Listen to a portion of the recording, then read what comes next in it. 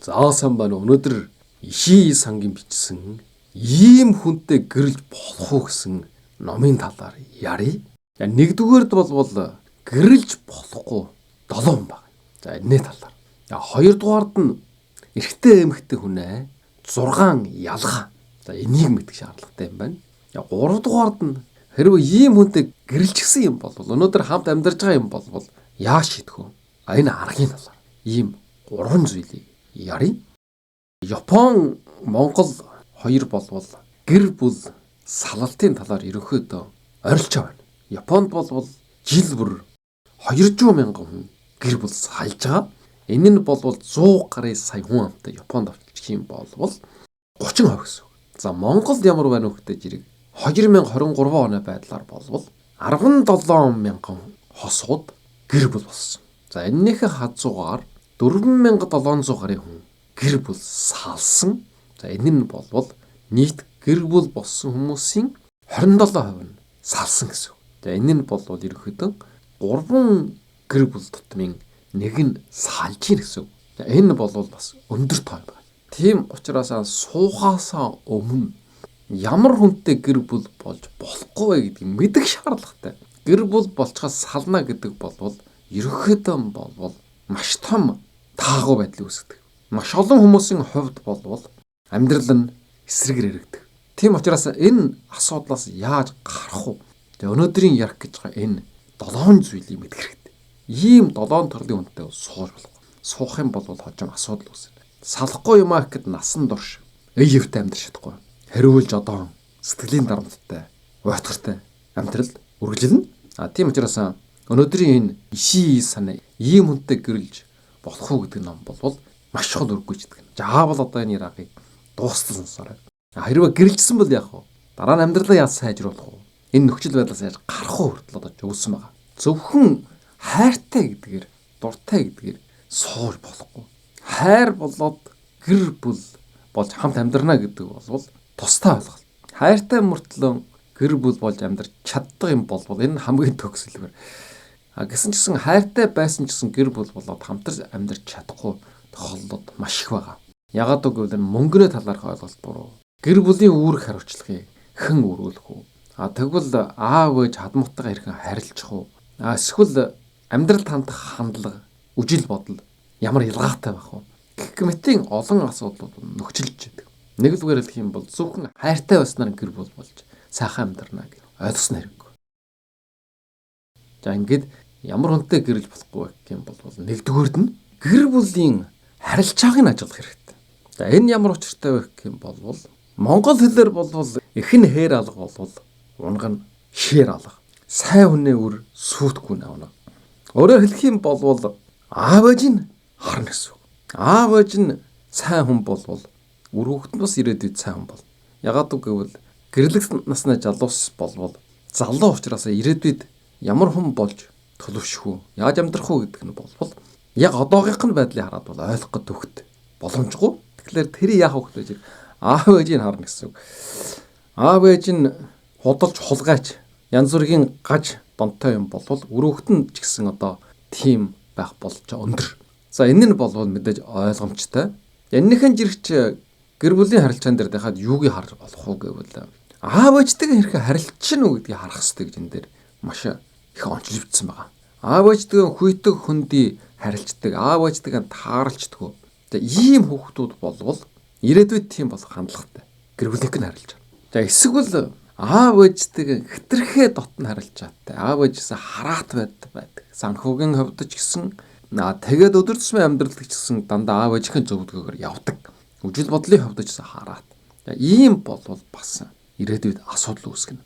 Гэр бүлийг өвддөг хамгийн том хүчин зүйлийн нэг болвол аав ээжийн оролцоо гэдэг юм. Хадмуудын өөрийн төрсөн аав ээж. Хэрвээ гэр бүл болоод тустай амьдрах юм болвол аав ээжээс тодорхой зай барих хэрэгтэй.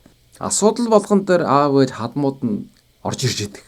Эсвэл юм л болвол аав ээжээс асууж идэг. Зөвлөгөө авч идэг. Өөрийнхөө нөхрөөс биш, эхнэрээс биш. Аав ээжүүдээс нь зөвлөгөө авах юм болвол гэр бүлийн амьдралд үл ойлголцол үүснэ. За ийм учраас тодорхой хэмжээнд зай барих хэрэгтэй. Өрөх тусгаарлал гэдэг чинь юу юм бэ? Тусдаа гарч амьдрах гэсэн үг байхгүй юу? За энэ нь болвол нэгдүгээр За харин ийм хандлагатай, хэтэрхий их хандлагатай хүнтэй болвол суух үедээ боломжтой байх хэрэгтэй. Эсвэл энийг ярьж тодорхой болгоно. За хоёрдугаард нь мөнгөний тухай ойлголт. Гэр бүлийн санхүүгийн зохицол. Сая болвол хэлсэн 3.1 орчим гэр бүл болвол салж байгаа гэж. За энэ хамгийн том нэг шалтгаан болвол санхүүгийн байдал. За энэс болоод гэр бүл салж байгаа бас гол хүчинжүүдийн нэг нь байгаа. За суух гэж хүн чинь мөнгөний талаар ямар ойлголттой байна вэ? Хэтэрхий их үрлэгэн, ямар төлөвлөгөө байхгүй, ямар ч хурамтлал байхгүй. За ийм хүнтэй суухтаа болгоомжтой байх хэрэгтэй. Гэр бүл бостой дараачсан үрэн тараа юм. Ямар ч хурамтлалгүй ядуу дарчих амьдрал үргэлжлэнэ. За энэ бол бас л цаашдаа одоо гэр бүл оршин тогтноход нөлөөлөх гол хүчний нэг. За энэ дээрээ бостой жирэг өөртөө жээлтэй. Эсвэл санхүүгийн бие даасан байдал байхгүй, мэдлэггүй, чадваргүй, тогтсон орлогогүй. За ийм байдалтай байх юм бол цаашдаа энэ гэр бүл оршин тогтноход их төвхтэй, тогтсон орлоготой, тэгээд орон гэртэй гэр бүл болох үндсэн нөхцлүүдийг бүрэлдүүлж чадахгүй юм бол гэр бүл болохгүй гэсэн үг. Тэгжээж одоо үр хөвгөд төрн, тэрийг өсгөн, тэгжээж аж жаргалтай сайн сайхан амьдрна. Тэгээ ийм боломж муутай хүмүүстэй бол бас амьдрах болохгүй. Тийм учраас гэр бүл болохоос өмнө нэгэн бас ярд тохирох хэрэгтэй. Жолоо хүмүүсийн хувьд бол хэн ч гэсэн одоо тийм мөнгө санхүүгийн хувьд бол баталгаа байхгүй ч гэсэн үнэхээр одоо мөнгө олох, ажил хийх, амьдралын баталгаа байна уу? Тэрийг яад төлөвлөж байгаа юм? Тэрэндээ үнэхээр хүрэх болж байна уу, байхгүй? Гэх мэтийн асуудлуудаар бас ярьж тохирох хэрэгтэй. За 3 дугаард нь. За 3 дугаард нь болвол энэ сэтгэл хөдлөлөө хянах чадвартай юм уугүй юм уу гэдэг үг чинь. Өөрөөр хэлбэл аашаар шингэн үгүй гэсэн үг. Ааш муутай хүнтэй суугаад хэрэггүй гэсэн үг. Сэтгэл хөдлөлөө барьж чадахгүй, орилдог, хашгирдаг, үл тоомсорладаг, доромжилдаг, хүчирхийлэл үйлдэж болж шүү. Ийм хүнтэй сууж болохгүй.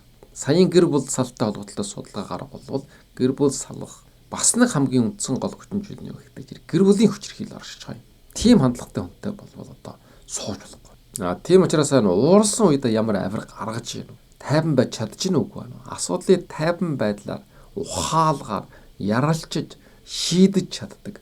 Ийм хүмүүстэй болвол гэр бүл болж болно. Харин тэгж чадахгүй хүнтэй бол суугаад хэрэггүй. Гэр бүл цаашдаа насан турш уур учаар хэрүүлж одоо хүчирхийл бол дуусна. За одоо дөрөвдүгüүрд нь болвол итгэл төрүүлэх шудраг зам. За энэ юу ихтэй жирэг. Гэрэл суухаас өмнө худал ярдах, амлалтан сахгүй, хочирдаг, чучалдаг. За янз бүрийн ийм үнэнч биш байдал илэрж юм болвол за энэ хүнтэй суугаад хэрэггүй. Гэр бүл болоос суусан ч гэсэн дараа нь худал ярддаг. Үнэнч биш. Янз бүрийн асуудал үүснэ. За 5 дугаар нь бэлгийн амьдрал болоод хандлагын тохирол гэж. За энийг болвол энэ ном дээр нэлээд том хэсэг болгож ярьсан байж байгаа. За нэгдүгээр нь болвол бэлгийн амьдралын хувьд хэрвээ тохирч байгаа юм болвол асуудал үүсэхгүй. Бэлгийн харилцааны асуудлаар хэрвээ ойлголцохгүй, зөрүүтэй юм болвол асуудал үүснэ гэж хэлсэн байгаа. За ерөнхийдөө болвол энэ ишийн сан болвол эр хүнээ байр сурнаас бичсэн. За эрчүүлийн хувьд болвол хүсэл ихтэй байдаг. Тэрэнд нь бас тодорхой хэмжээнд чогчлоод явах хэрэгтэй гэдэг ийм санааг гаргасан байгаа. Эмэгтэйчүүдийн хувьд бол бас тийм ч их одоо бэлгийн дур сонирхол өндөр биш. Заавал одоо өдөр тусам байх ёстой зүйл гэж үждэг. Тэгэхээр энэ дээр юуг харах вэ гэж яриг. Хэтэрхээ их одоо бэлгийн дур сонирхолтой эрчүүл. За энэ бол бас болгоомжлох хэрэгтэй. Ягаад гэвэл тэр яваан дам болтой жирэг бэлгийн дам бол. За энэ тухай бол одоо энэ бэлгийн энерги, оюуны энерги болгох гэдэг ном дээр маш тодорхой бичсэн. Мэдээж бэлгийн харилцаа байх нь бол хэвийн үжигдэл байх ёстой зүйл. Гэхдээ тэрийг болтой амьдралын гол зүйл болгож үжих юм болвол цаашдаа бэлгийн дом болох аюултай. Бэлгийн дом болох юм бол цаашаа сүүлэр нь хууралт хийн. Гэр бүлээс гадуур явдаг болно. За энэ бол гэр бүл саалах, сайрнах янз бүрийн асуудал үүсэх их үндэс болно. Тэгэхээр бэлгийн харилцааг явуул тодорхой хэмжээнд контрол хийж хэрэгтэй. За энийг ойлгохын тулд болвол яагаад контрол хийх ёстой? Тэр яаж одоо оюуны энерги болохгүй, амьдралын илүү аж жаргалтай сайн сайхан болохгүй гэдгийг болвол энэ бэлгийн энергийг оюуны энерги болгох гэдэг ном дээр бичсэн байна. За энэ ном дээр болвол зөвхөн онлын асуудал биш. Миний өөрийн амьдралын туршилгаар бичсэн зүйл. Тийм учраас та бүгдэд бас санаа авах зүйл энэ ном дээр байгаа гэж бодож байна. За хоёрдугаар нь асуудал нь юу вэ гэхээр PMS-ийн талаар бичсэн байна. За энэ бол сарын тэмдгийн өмнөх эмгэг гэж шинж тэмдэг. За эмэгтэйчүүдийн хувьд 60 эмэгтэйчүүдийн хувьд энэ бол их хүчтэй мэдрэгдэж идэг. Сарын тэмдэг ирэхээс өмнө бол жан аршин их хүчтэй хувирдаг гэсэн ийм зүйл энэ дэр бичсэн байгаа.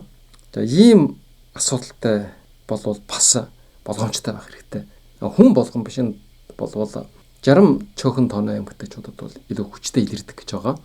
Бага жиргийн илэрх энэ бол хэвийн биологийн үжигдэл учраас энийг ойлгох хэрэгтэй бичсэн байна. За энэ тухай бол бүр зориуд PMS сарын тэмдгийн өмнөх шинж гэдэг сэдвээр шилдэг ном яраа хийсэн байж байгаа. За тэрийг дэлгэрүүлээд өгч байна. Ямар шинж тэмдэг илэрх вэ? Яаж тэрийг аргаж авах вэ гэдэг. За 6 дугаард нь харилцааны гүнжгэ байдал. За энэ бол асар чухал. Гэр бүл болохоос өмнө хэрвээ харилцаа гүнжгээр чадахгүй байгаа юм бол гэр бүл болоод хэрэггүй.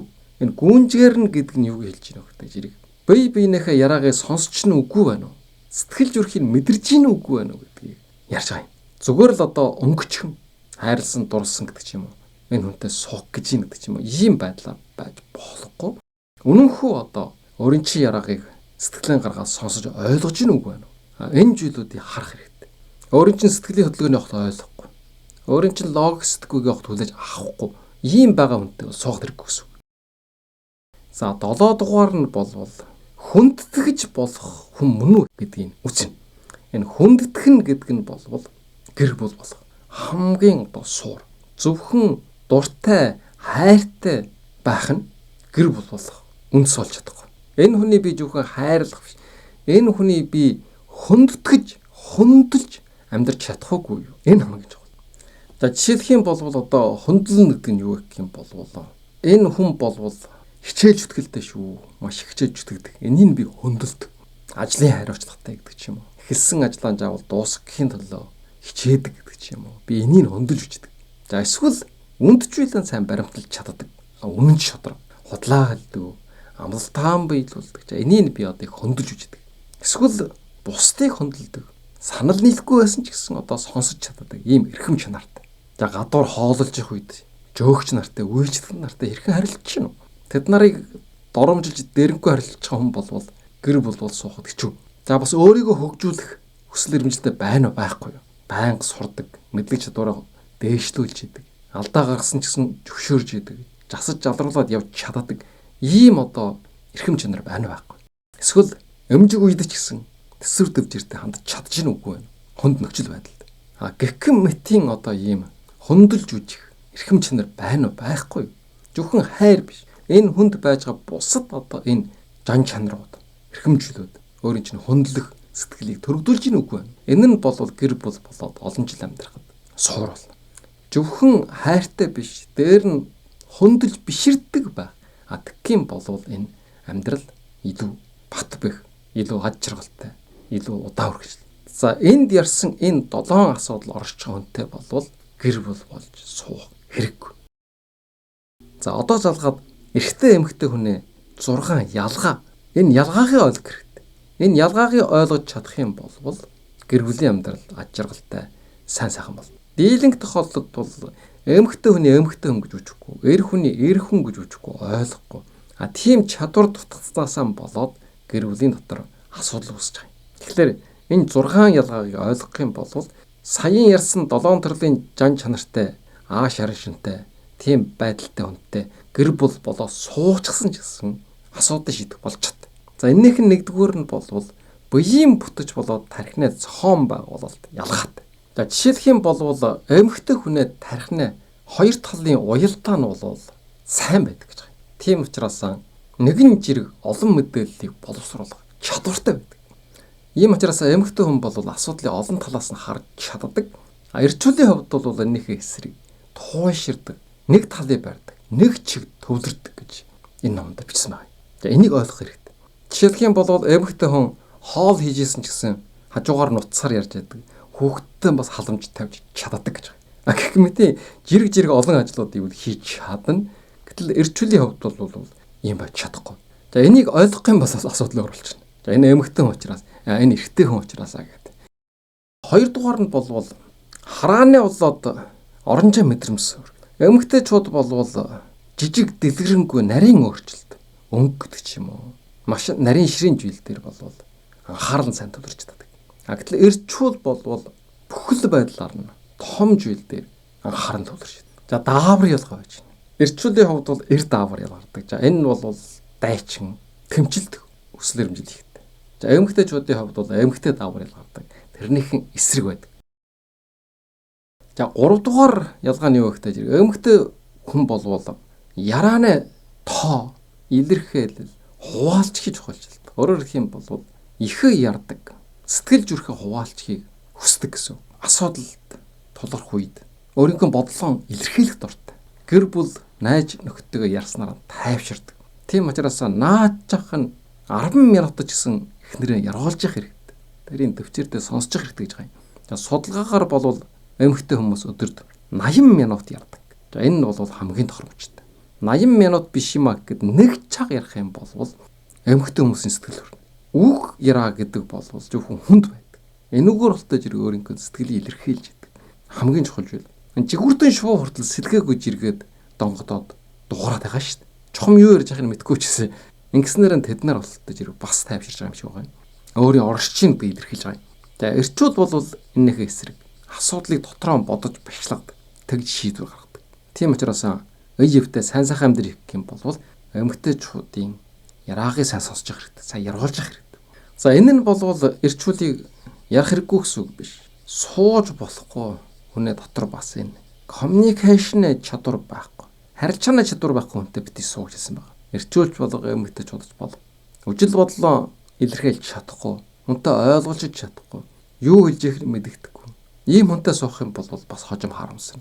Ярьж ойлгож чаддаг хүн бол их чухал. За дөрөвдүгээр нь бол шийдвэр гаргах хурд болоод арга барилын ялга. Эрэгтэй хүмүүс бол шийдвэр гаргахдаа түргэн шууд арга барил хэрэгэлдэг. За эмэгтэй хүмүүс бол шийдвэр гаргахдаа олон талаас нь олон өнцгөөс нь хардаг. Олон хүний мэдрэмжийг харгалзаж үздэг. Илүү уян хадан харьцуулсан сэтгэлгээтэй. Эрсдэл багтаа сэтгэл ханамжтай. Бусдын бодлыг бодолцдог гэж байна. За энэ бас гайхамшиг. За 5 нь болвол энэ ялгаатай байдал нь харилцаанд хүндэтлийг бий болгох боломжтой. Харин ч сайн гэсэн. Ялгаатай гэдгийг хүлээн зөвшөөрж мэдрэх юм болвол бие биенээ хөндлөх сэтгэл бий бол. Энэ эмэгтэй хүн учраас, энэ эрэгтэй хүн учраас гэдэг байр сууриас хандна. За одоо зарим хүмүүс болвол энэ гендрийн асуудал гэдэг эрэгтэй эмэгтэй хүмүүсийг механикаар аваачаад, хүчээр аваачаад тэнцвүүлэх гэж орлоод байгаа шүү дээ. Эрэгтэй хүн гэж ялгалаа, эмэгтэй хүн гэж ялгалаа. Тэгш байх хэрэгтэй гэдэг. Гэтэл үнэн хэрэгтэн бол тийм биш. Биологийн хувьд ч гэсэн, физиологийн хувьд ч гэсэн ялгаатай. Тэгэхээр энэ ялгааг нь ойлгоно гэдэг нь бол харин ч бие биенээ хөндлөх харилцааг бий болгож байгаа. За 6 нь болвол энэ өөр байдал нь болтой зэрэг харилцааг илүү сонирхолтой болгох. Эрэгтэй эмэгтэй хүмүүс хэрвээ хоорондоо ямар ч ялгаа байхгүй юм бол сонирхол байхгүй болчих юм да. Бие биенээ сонирхно гэж байхгүй. Бие биенээ сонирхчээж гэр бүл болж насан турш амьдарч байгаа шүү дээ. Харин ч хин нь сонирхолтой гэсэн үг. За хэрвээ ийм одоо янз бүрийн болохгүй бүтггүй хүнтэй суучсан болвол асуудлыг яаж шийдэх вэ? За өнөөдрийн ярих гэсэн хамгийн сүүлийн 3 дугаар сэдв. Гэрэлснээ дараах асуудлыг шийдвэрлэх, харилцаагаа бөхжүүлэх зөвлөмж.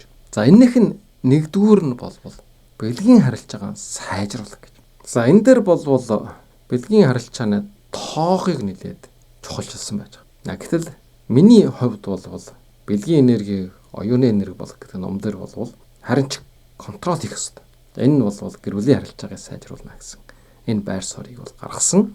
Яагаад вэ гэвэл тэр номыг уншсаар ойлгоно. За сая бас хэлсэн PMS, сарын тэмдэг ирэхээс өмнөх сэтгэл санааны өөрчлөлт. За энийг ойлгох хэрэгтэй. Сар болгон одоо тийм тогтмол жан харын шиг өөрчлөгддөг хэдэн хоног байдаг байх нь. За хамгийн чухал нь болтой зэрэг яарч ойлгуулчих хэрэгтэй. Ямар ч асуудал байсан сэтгэлээ онгохтол сайн ярддаг, нөгөө талынхаа хэлхийг сонсдог. Энэ хамгийн чухал. За дараагийн асуудал нь болвол эхнэрдээ өдөр болгон хайртай гэдэг үгийг хэлж их хэрэгтэй. Өглөөнөө минь би чамд хайртай шүү. Өдрийн минь би чамд хайртай шүү. Ажилдаа яваад ирий хайртай шүү. Сайхан амраараа хайртай шүү. Энэ болвол асар үр дүнтэй. Эмэгтэйчүүд болвол энэ үнэхээр надад сэтгэлтэй юм уу үгүй юм уу, хайртай юм уу үгүй юм уу гэдгийг мэдэх гэж хүсэж байдаг.